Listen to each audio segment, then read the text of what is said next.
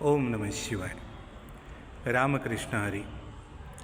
संत तुकाराम महाराज यांची गाथा, त्यातील अभंग आहे 3339.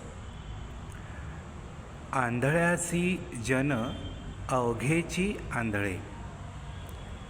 आंधळ्यासी जन अवघेची आंधळे, आपणासी डोळे दृष्टी नाही. रोग्या विषतुल्य लागे हे मिष्टान्न, तोंडासी कारण चवी नाही. तुका म्हणे शुद्ध नाही जो आपण, तया त्रिभुवन सर्व खोटे. काय म्हटलंय बघा, तुका म्हणे शुद्ध नाही जो आपण, तया त्रिभुवन सर्व खोटे. एक म्हण अशी पण आहे की कावीळ झालेल्या माणसाला सगळं जग पिवळं दिसतं, असंही म्हटलं जातं. तशाच थोड्याशा अर्थाने तुकाराम महाराजांनी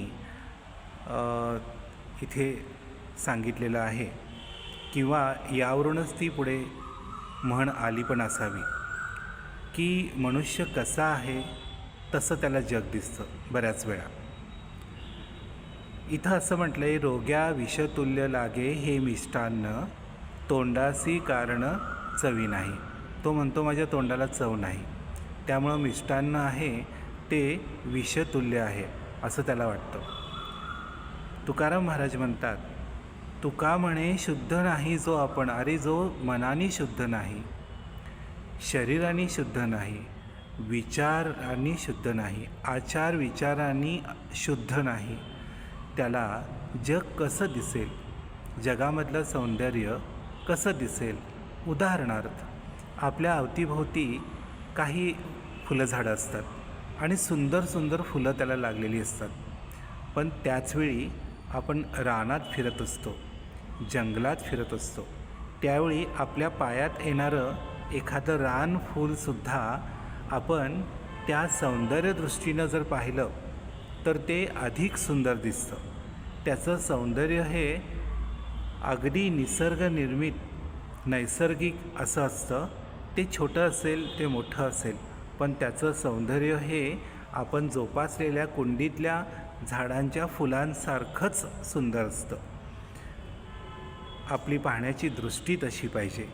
प्रत्येक फुलाकडे आपण सौंदर्यदृष्टीनं पाहिलो तर सगळीच फुलं आपल्याला चांगली वाटतील.